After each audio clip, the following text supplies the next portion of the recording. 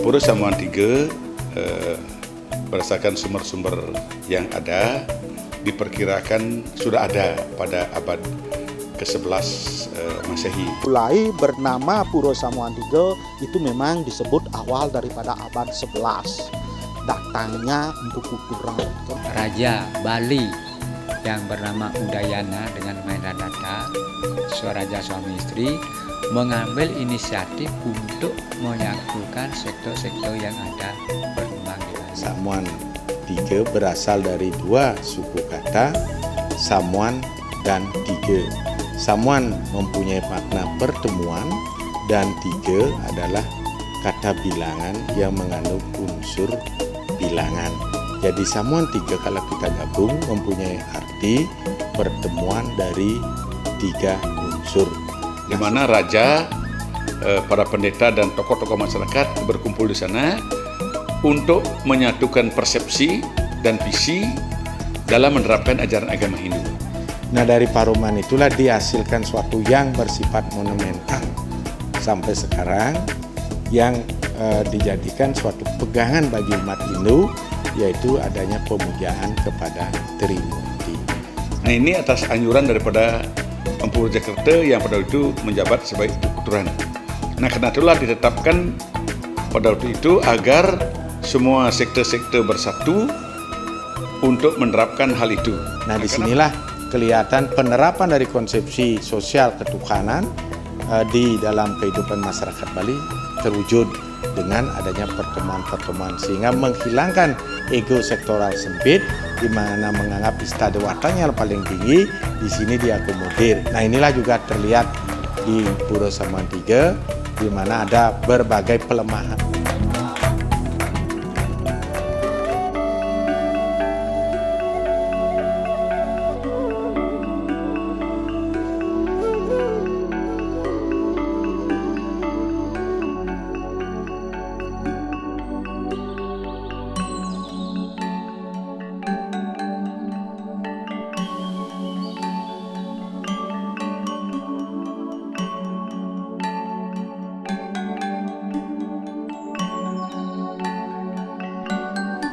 Kemudian Pura Samuan III kalau kita lihat lagi dari bentuk strukturnya merupakan beberapa mandala yang terdiri dari 6 mandala, yaitu Mandala Jabe yang merupakan jalan menuju ke daerah Desa Taman dan juga merupakan tempat parkir.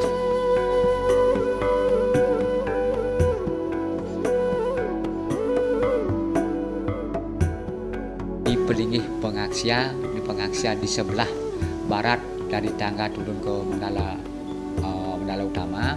Sana kita lihat juga arca-arca yang memakai hiasan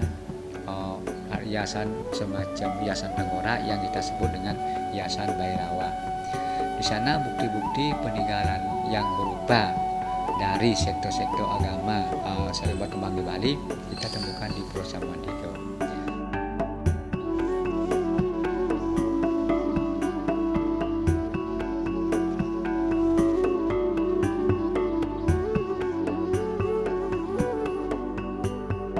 Dan yang kedua adalah Mandala Ratu Agung Sakti yang berada di sebelah kanan pintu masuk yang pertama. Di sana kita dapatkan peninggalan-peninggalan berupa batu-batu yang disebut batu bintang, dan ada juga beberapa arca dan beberapa unsur bangunan.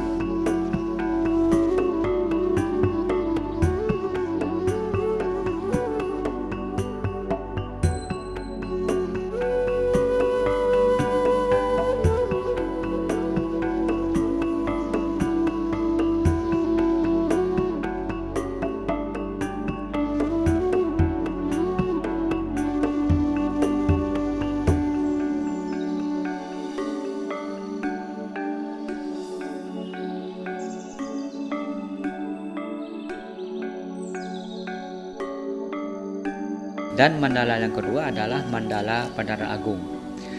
Mandala Pandana Agung ini adalah merupakan tempat pemujaan yang difokuskan pada masyarakat di tempat ini, yaitu Mandala Agung, di mana di mandala ini terdapat pelingih peninggalan sekar yang itu merupakan dari peninggal dari masa prasejarah.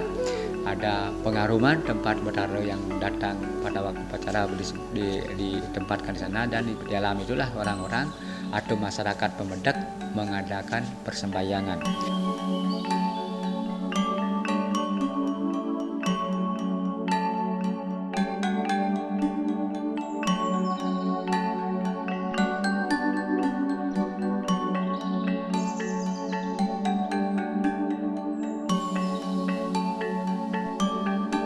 Dan kemudian di Mandala Batan Mangis, di sana adalah tempat parakan sebelum ngayah siat sampian nampiok, itu pertama sembahyang di Mandala Batan Mangis.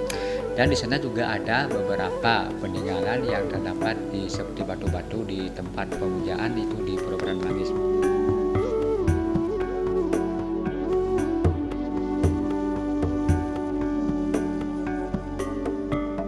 Dan mandala kelima adalah Mandala Sumangen. Di sana merupakan tempat aktivitas sebelum upacara berlangsung. Pengayah-pengayah dari ada permas, ada parakan, di sanalah membuat kelengkapan atau bahan dari upacara-upacara yang akan dipergunakan pada saat upacara Piodala.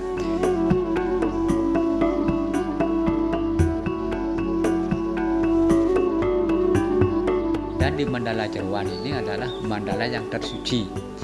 Kita masuk ke mandala-mandala ini melewati beberapa pintu atau kuliagung, dan mandala Jeruan ini merupakan mandala tersuci, dan di sana terdapat beberapa pelinggih, diantaranya yang terdapat di sana adalah pelinggih penyimpanan, tempat penyimpanan betara-betari yang ada di Pulau Samantiga.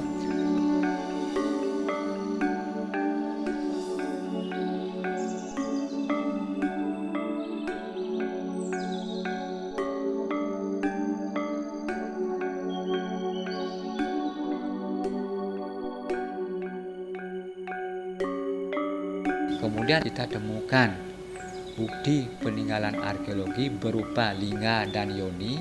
Itu salah satu dari bukti sektor Pasupata.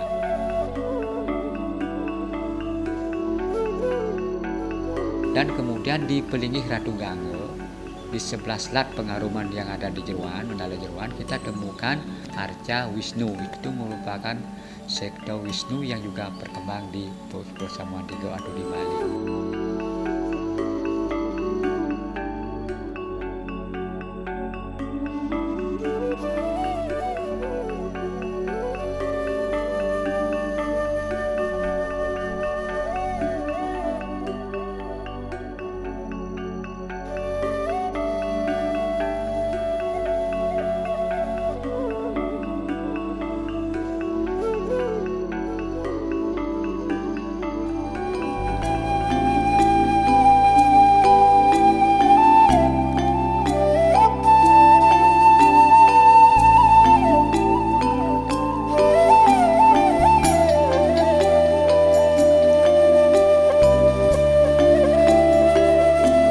Nah memang secara sejarah dulunya Samuan Tiga ini jelas adalah pura yang diayom atau disungsung oleh suatu kerajaan.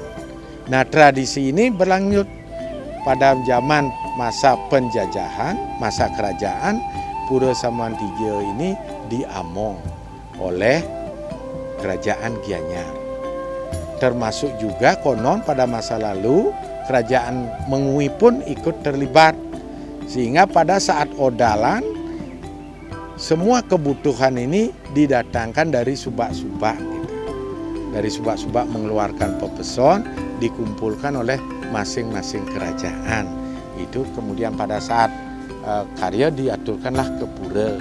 Nah perkembangan zaman kerajaan hilang, mulailah kita menginjak pada zaman pemerintahan penjajahan. Nah, pada saat zaman pemerintah kerajaan penjajahan, amongan pemeliharaan pura ini diserahkan kepada keluarga pemangku dengan dasar yaitu adanya laba pura. Gitu. Nah, karena perkembangan kebutuhan yang sangat besar, pemeliharaan pura yang sangat besar, kemampuan membiayai dari hasil panen laba pura tidak mampu, sehingga diserahkanlah itu ke desa gitu. Jadi desa lantas mengayom sebanyak tahun 90 1950-an itu diamong oleh desa dengan dikomando oleh Bapak Wayan Lima sebagai perbekal. Dan pada tahun 92 itu diserahkan langsung kepada masyarakat, itu diamonglah oleh Paruman Penyungsung Pura Samuan III yang terdiri dari 5 desa pekraman, sekitar 2.212 kepala keluarga. Nah inilah langsung mengayom, artinya ngemong pura ini, tetapi sebagai penyungsung jelas seluruh umat Hindu di Bali karena pura ini sebagai kawitan dari desa pekraman. Nah pengemong pura inilah semenjak 92 melakukan suatu kegiatan upacara, yaitu pada tahun 96 melakukan upacara besar, yaitu ngendaglingih Mangunayu seluruhnya, yaitu dengan melakukan suatu karya agung.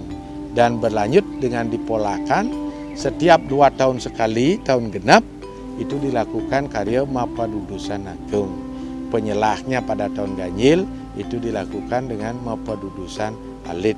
Nah pada saat-saat karya ini kita melibatkan semua komponen umat Hindu, bukan aja pengemong, adalah seluruh masyarakat umat Hindu di Bali.